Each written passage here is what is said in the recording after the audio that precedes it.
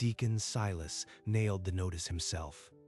The constable stood by, and Elizabeth's children pressed their faces to the window, not understanding. The church has been patient, but charity has limits. You'd put a widow and her children out in the snow? Take what we can carry. The rest will freeze anyway. She wrapped the children in every blanket, pulled the sled from beside the woodpile, and started walking. She's taking them to the old stone church, like rats in a ruin. The chapel is not a shelter. It's a gravestone for the faithless. The chapel waited at the edge of town.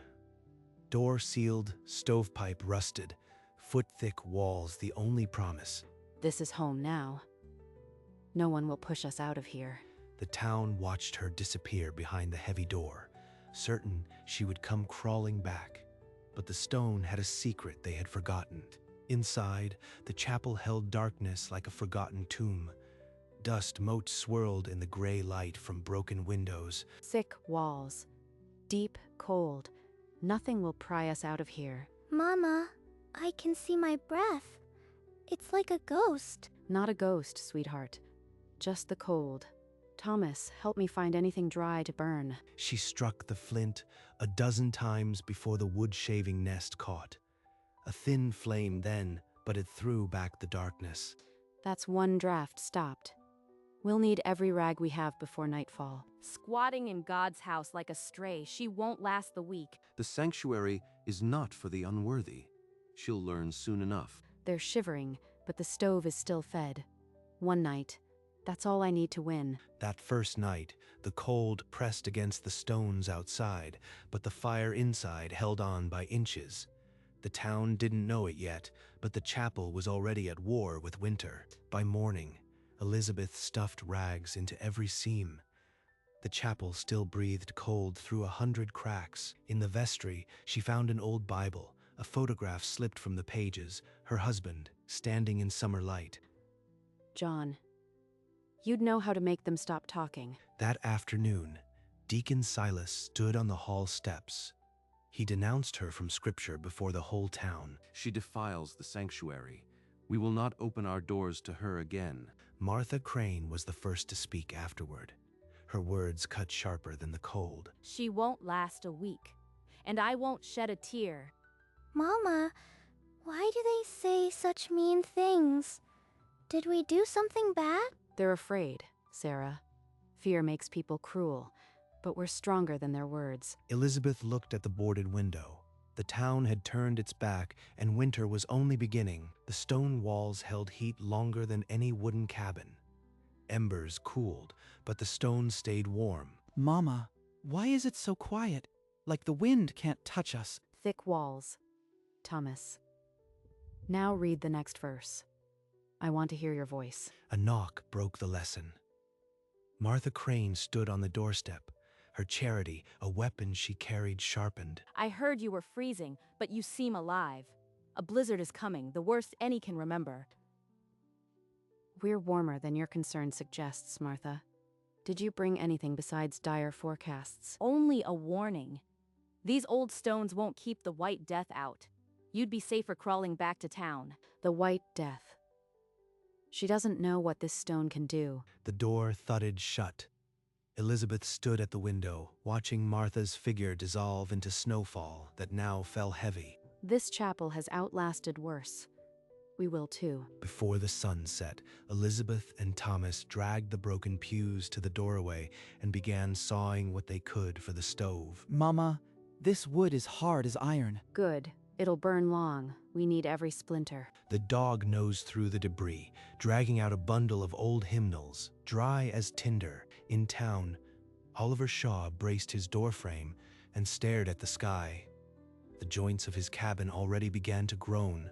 These plank walls won't hold if the storm turns. Not one of them. Deacon Silas gathered the town in the meeting hall and prayed aloud, not for the widow, but for the town's deliverance. Lord, spare your faithful from the tempest. Let it pass us by. Martha Crane stood at the edge of the crowd and whispered to anyone who would listen. She's wasting her time boarding windows. The wind will strip them like paper. The blizzard descended on the valley like a white fury. Wind shrieked through the town, and the snow fell in sheets. Gather round, both of you. I'll tell the story of the shepherd who found his lambs in a storm. Mama, I am scared. The windows are shaking so hard. It's just the wind testing the stone. The stone always wins. Now listen. Outside the chapel, the wooden cabins groaned. Wind tore through the town, ripping at every seam. The baby is turning blue. Oliver, do something. The roof splitting. Get under the table. But in the chapel, the stones held.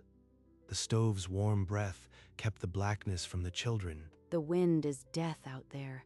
But in here we have a chance. The storm screamed louder. Somewhere a roof gave way, but the chapel's walls never trembled. Inside the chapel, Elizabeth pressed her palm to the stone. It was warm, warmer than the air just inches away. This wall is like a banked furnace. The cold outside can't steal from us here. The children slept, wrapped in blankets, their breathing steady under the storm's distant fury. Then a crash cut through the wind, a long, splintering groan that wasn't the storm. Something had fallen. A cabin in town collapsed, burying a family in snow and timber. The cry was swallowed by the blizzard. Someone just died out there, and I am standing in the warmest place for miles. She pulled her hand from the wall and stared at her roughened fingers. The stone was dry, holding the heat like a promise. This chapel wasn't a curse. It was the only thing that could save us. The storm answered with a shriek that rattled the stained glass, but the walls never shuddered. Stay asleep, little ones. I'll keep the fire for you. While the children slept, Elizabeth slipped into the chapel's vestry. Beneath a rotted chest, she brushed away dust and found a leather-bound journal. Blizzard of 1853. 23 souls took refuge within. The stone held. Not one life lost. They took in strangers, and the town called them squatters. Just like now. Outside, Deacon Silas stood before his splintered house, snow caving through the rafters where his prayers had been. The chapel, it was built to stand, and I cast her into it. In a cabin across town, Martha Crane's children shivered blue by a dead hearth. She had nothing left but her sharp tongue, now silent. I would crawl to that squatter's door if it meant warmth for my little ones. In the chapel, Elizabeth heard a muffled cry through the stone. The wind carried it from town. They threw us out. They'd leave us to freeze. Why should I open the door? She stood by the heavy latch, listening. Her hand trembled, but the door stayed shut. For now, the blizzard reached its fury. A second cabin collapsed, burying a family. The screams that followed were cut short by the howling wind. Inside the chapel, Elizabeth's breath caught. A sound, faint, human, had threaded through the stone. That was a cry. Someone is still alive out there. The dog rose from the altar steps and padded to the door, whining low. Oliver Shaw grabbed his wife's hand and pulled the baby close. The roof over them had split, and the cold was filling the room. We're going. The chapel is the only building that will hold. Pray we reach it. They stumbled into the whiteout, a lantern flickering against the storm, disappearing into the swirling dark. If I open that door, I'll never close it again. They'll take everything. Through the white. Oliver pulled Ida and the baby, one step at a time. The chapel a dark promise ahead. Elizabeth's hand returned to the latch. The dog whimpered, and she listened to the storm bury every sound outside. A knock came through the storm, weak, a wet fist barely tapping wood. 3 shapes. Collapsed outside. The baby's not moving. She threw the latch. Wind slammed the door open, and white poured in like a collapsing wave. Elizabeth and Thomas dragged the frozen bodies inside. Oliver, Ida, and the infant blew against her chest. Sarah, blankets now. Thomas, more wood on the fire. Oliver dropped to his knees, shaking so violently the pew behind him rattled. Heat slowly crept into his limbs. You opened it. After everything they said. Why? Because I am not them. Now help your wife. Ida, stirred by the stove, her fingers curling pink again. The baby's cry, thin but alive, broke the chapel's long silence. The door was shut and barred once more. Outside, the blizzard howled its fury, but inside, the chapel had become a sanctuary. Elizabeth wrapped Ida in her last dry blanket, while Thomas fed the stove. The baby's cry grew stronger, color seeping back into tiny cheeks. I thought we were dead. The wind, it swallowed everything. Mrs. Elizabeth, the town wronged you. I stood silent when I should have spoken. I am sorry. Sorry. Won't rebuild those cabins. But cold doesn't wait for justice. Outside, Deacon Silas gathered the survivors, Martha among them, her children shivering at her skirt, and pointed toward the chapel. There's no other shelter left standing. Follow me. If she shuts the door, we face it together. They stumbled into the drifts, a line of broken people. Martha dragged her children, her sharp tongue now frozen in her mouth. Mama, why are they here? They were so mean to us. Because they're cold, Sarah. Just like we were. The storm's white curtain hid them, but the chapel's light would draw them. Elizabeth listened, her hand resting again on the heavy latch. Through the white, the group reached the chapel door. Deacon Silas raised his fist and pounded, hard, desperate. Inside, Elizabeth's hand tightened on the latch. Through the wood, she heard a voice, Silas. That's the deacon. And Martha. They're all out there. She opened the door. Wind blasted in, and she saw them. Silas, his hat gone. Martha weeping, children blue-lipped behind them. Forgive me. My babies are freezing. Get inside. All of you. They stumbled in, body after body, until the chapel was crowded with the people who had cast her out. Mrs. Elizabeth, we have no right to ask. Elizabeth cut him off with a hard look and pointed to the stove. The deacon shuffled forward, eyes down. The chapel was full now. The town's proudest knelt in the warmth of the outcast, and no one spoke of God's house anymore. The chapel was a writhing mass of damp wool and shivering limbs. Steam rose from the crowd, and the small stove glowed white-hot. I didn't mean for this to happen. I was so foolish. Elizabeth looked at her for one long second, then turned away without a word. Around them, other voices rose, low, embarrassed thanks. No one knew where to put their shame. A sudden shove near the stove. Two men elbowing for space to warm their frost-bitten hands. That's enough. There's room for everyone if we sit close. Past the blankets. Mama, I want them to go. They're so loud. I wanted them gone too, but the cold doesn't care about what we want. Deacon Silas sat on a broken pew far from the stove, his head bowed, his Bible unopened. Outside, the blizzard roared on. Inside, a fragile calm held by stone walls and a widow's mercy. Through the long hours, Elizabeth moved from one shivering knot of people to the next, pressing water to cracked lips, wrapping chilblained fingers in strips of dry wool. Mama, why are you helping them after what they did? Because hate is a cold that never warms. Thomas, I won't let it touch you or your sister. Deacon Silas, sitting in the shadows, heard her. He did not turn his head, but his fingers curled around the unopened Bible. A sudden groan, a pregnant woman near the altar, clutching her belly, face white with pain.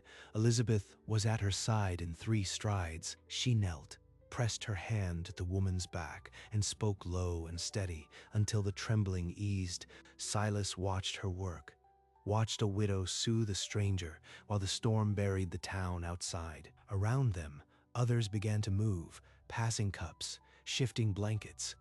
The chapel, for the first time, breathed like a living place. The deacon's expression cracked, just slightly, and something long hardened gave way behind his eyes. He still said nothing. But Elizabeth, catching his gaze for one moment before turning back, knew the work was not finished. The stove's glow sunk to red embers. Panic rippled through the chapel. No wood left, and the cold pressed back in. She didn't plan for this. She should have stockpiled more. She gave us shelter when we gave her none. We have no right to blame her. Silence fell. The deacon looked at the remaining pews, old oak carved a century ago. We burn what's left, the pews. Oliver hefted an axe, and the first strike splintered the old oak. One by one, the town joined. Martha's children carried splinters. Thomas fed the stove. The fire roared back. I was wrong about all of it. They worked shoulder to shoulder, the chapel's stone drinking the heat.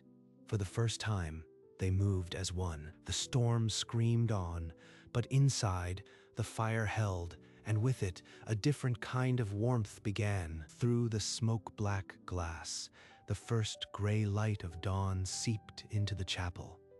The wind had not died, but its screaming turned to a long, low moan. Elizabeth, I condemned you not by scripture, but by pride. I was afraid of a widow's strength. You opened your door to us when we deserved the storm. I ask your forgiveness, not as deacon, but as a man who failed. Elizabeth's eyes brimmed, but her voice came steady. I forgive you, Silas. I forgave you the moment you knocked on this door. And me, I was cruel. I poisoned every ear. Can you ever? Elizabeth opened her arms, and Martha fell into them, sobbing against the worn wool. Thomas and Sarah watched from the altar steps, their small faces wearing the wonder of children who had seen grace born from hunger. Around them, the chapel exhaled. Oliver bowed his head. Ida wept against her baby. The stone walls held the silence like a prayer. The storm still raged beyond the walls, but inside the old stone church, the only cold left to break had been inside each heart. By noon, the storm's voice fell silent. Sunlight, pale as new ice, streamed through the stained glass and caught the dust like spun gold. The heavy door groaned open. One by one, they stepped into a world buried in white, cabins collapsed, streets vanished. This chapel was abandoned by us, but it never abandoned God's purpose. It will shelter any who knock. Elizabeth stood at the door, looking out. Her children were alive. The town was broken, but not lost. Mama, everything's gone, but we're still here. Then Silas raised his voice, steady for the first time. We called you a squatter, but you turned a ruin into an ark. I was blind. Elizabeth gave a small nod, then looked out at the snow where the town had been. She did not smile, but the bitterness had gone from her face. Outside, the chapel stood like a fortress of mercy, the only building the blizzard could not break. They had cast her into the cold, and she had built them a door that would never be barred again.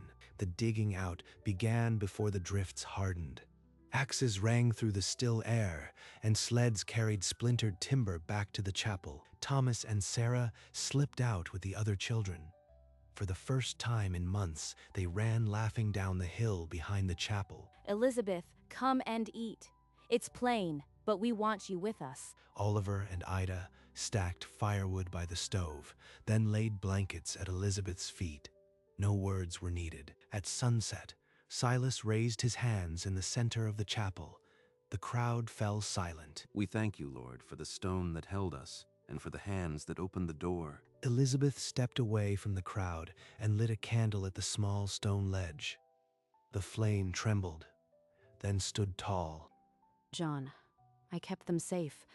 Rest now. Behind her, the chapel buzzed with quiet talk and shared bread, an altar remade by mercy. The blizzard had buried the town, but it had also buried the old bitterness. What rose from the snow was something none of them expected. As the days passed, the chapel became a sanctuary of another kind. Food and blankets arrived daily, left at the door by hands too ashamed to knock. The Miller cabin is patched now. The council wants you to take it, free and clear. I am grateful, but this stone held us when no plank wall would. We'll stay. Thomas now had a friend his own age, and the two of them spent hours mending a broken sled with wire scraps. Sound it out, child. Shelter. That is what we have here. Mrs. Elizabeth, I've counted the flour. It'll last a fortnight if we're careful. What do you advise? The dog had become a favorite. It slept on the warm stones and let the children pull its ears without a growl. Meals were shared, work divided by daylight hours, and every evening someone told a story near the fire. John, could you see us now? Safe in a house built by God and stone. Outside, the snow was beginning to soften. Inside, the chapel had become something none of them could have built alone. On a morning when the icicles dripped and the mountain wind carried the scent of melt, the town council gathered in the chapel's nave. By unanimous vote, this chapel is yours. Its deeds, its walls, its fire. I never asked for this, but I accept it. For my children, and for anyone who needs it. Stained glass cast crimson and gold across the stone floor as Silas pressed the key into her palm. Then Thomas and Sarah burst through the crowd and wrapped their arms around her, the dog barking circles at their feet. Is it really ours, Mama? Forever? Forever, my love. The stone is ours now. The chapel stood as it had for a century, its door open to the sunlight. They had come to it as exiles, but they would live in it as a family, a town, and a testament. And in the quiet of that old stone church, the widow who had been cast out found the home no storm could ever take. The chapel rested in afternoon stillness. Sarah braided a ribbon into the dog's fur while Thomas sat nearby, whittling a stick. Elizabeth stood at the window, watching the snow melt into silver threads on the glass. The world outside was softening. Mama, they said this place was no good. How did it become our home? The same way a seed becomes a tree. Something small and stubborn, and a little bit of light. The stained glass threw a quilt of crimson and blue across the stone floor, and the scent of dry wood filled the nave. Sarah had fallen asleep with the dog, her cheek pressed to its warm flank. A patch of colored light draped over them both. John, your children have a hearth that will never go out. Through the window, the mountain peaks wore white, but the valley below was beginning to remember green. The stone they threw away became the cornerstone of our lives. That's a truth worth teaching, Thomas. She did not need to look back. The walls that had sheltered them through the storm now held their future in perfect, silent peace. The stone chapel stood as it had for a century, its walls holding the warmth of 100 winter mornings. Smoke curled from the chimney, a thin line telling the valley the fire still burned. Below, the town rebuilt with new timber, but no one looked away from the old church now. Each day they saw the light in the window that had never gone out. The stone the builders rejected had become the cornerstone of their mercy. In the hush of a thawing spring, the story passed into legend, not of struggle, but of shelter unbroken. The mountains would see another blizzard, but the chapel would stand ready, its door unbarred. Elizabeth's name was carved nowhere, yet the warmth inside spoke it every winter night. Pulling back, the chapel grows small against the peaks, a monument to grace. The valley holds its breath, knowing that whatever comes, there is a place the cold cannot reach.